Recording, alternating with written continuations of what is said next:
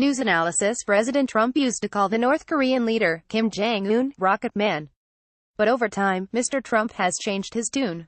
Published on May 10, 2018. Credits image by Young Yanja, Agence France Presse, Getty Images. Washington. When the North Koreans were shooting off missile tests and detonating new, more powerful atomic bombs last year, President Trump responded with threats of fire and fury, and ordered the military to come up with new, if highly risky, preemptive strike options.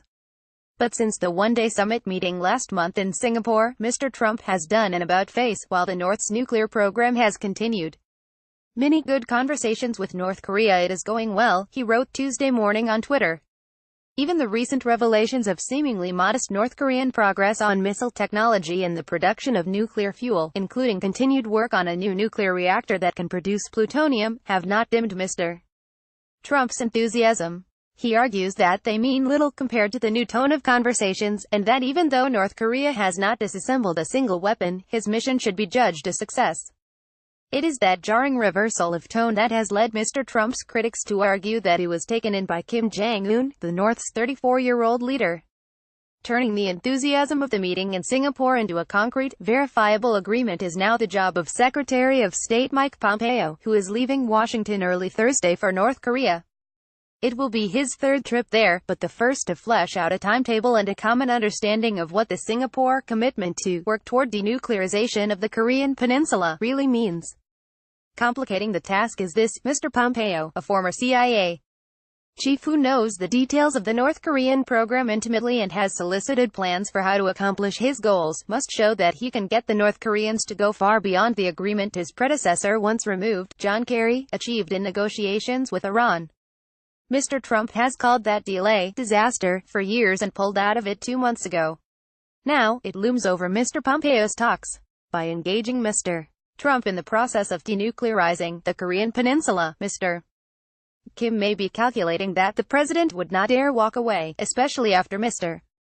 Trump noted before the summit meeting that everyone thinks he should win a Nobel Peace Prize, before modestly adding, "But I would never say it." Still, the test missile engine site that Mr. Trump told reporters was being dismantled still stands, satellite pictures show. The CIA, among other agencies, has warned that the North's strategy may now be to build up abilities that can be traded away later, hoping to maneuver Mr. Trump into accepting the country as a de facto nuclear power, and settle for concessions on the size and reach of Mr. Kim's nuclear force. Mr. Trump and his allies say that is nonsense. Sanctions remain, and Mr. Trump has not flinched from the goal of complete, verifiable, irreversible denuclearization. There's not any starry-eyed feeling among the group doing this. John R. Bolton, the national security advisor, insisted Sunday on CBS's Face the Nation, saying that most of the major steps toward denuclearization could be taken in a year. In private, Trump administration officials say, Mr. Bolton's view is the same as it was before he joined the administration, that the North Koreans will never entirely give up their program. The big question is whether Mr. Kim is truly ready to change course or playing for time with Mr. Trump, as his father and grandfather did with the past 4 presidents. Meanwhile, Mr. Trump is in sales mode. Frustrated by the series of reports that the North is chugging forward, despite its denuclearization pledge, Mr. Trump boasted in a tweet on Tuesday that there had been no rocket launches or nuclear testing in 8 months. All of Asia is thrilled. Only the opposition party, which includes the fake news, is complaining. Then, with a Trumpian flair, he added, "If not for me, we would now be at war with North Korea." Mr. Trump is at least partly right. There have been no missile or nuclear tests since November, a freeze that many, including some Democrats, said was a necessary first step. But a freeze and denuclearization are completely different things. Mr. Kim retains all of his nuclear abilities, and thus his leverage. He can resume testing anytime. Just a year ago, Rex W. Tillerson, then the Secretary of State, called that position insufficient because it merely perpetuated an ability to strike that Mr.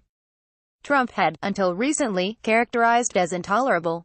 But it also reveals, in perhaps the most critical national security crisis Mr. Trump faces, his tendency to conflate a good meeting with a good outcome.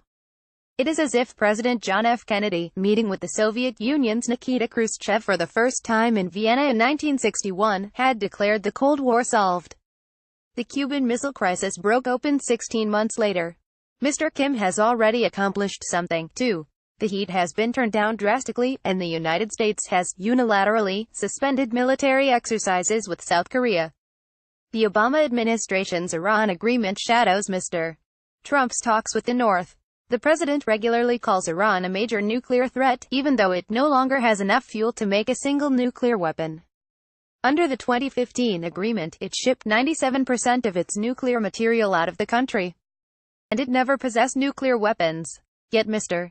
Trump pulled out after concluding that the United States gave away too much in return for an agreement that would gradually allow the Iranians to resume production around 2030. The stark contrast between how Mr. Trump talks about Tehran, while insisting that the North is no longer a nuclear threat, will become harder and harder to sustain if Mr. Pompeo cannot get Mr. Kim on a rapid denuclearization schedule. Pompeo will need to achieve an inspection regime that provides assurance, not only to intelligence agencies but also to the public in South Korea, Japan and the United States, that the North is not hiding weapons, missiles or production facilities. The CIA and the Defense Intelligence Agency believe that, today, it is hiding all three. So far, Mr.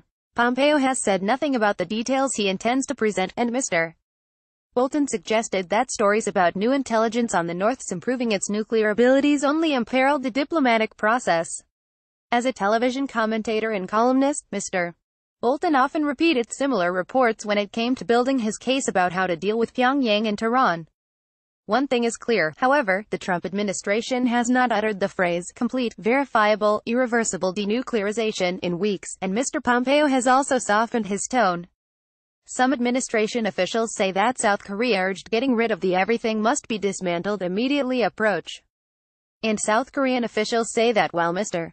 Kim might not surrender his entire program anytime soon, he might dismantle parts of it, reducing his readiness to go to war. Perhaps the biggest diplomatic problem the U.S. will face, if we can get North Korea to agree to fully denuclearize, will be the timing of that denuclearization and how we verify the component steps. William Perry, the former defense secretary under President Bill Clinton, wrote this week in Politico magazine.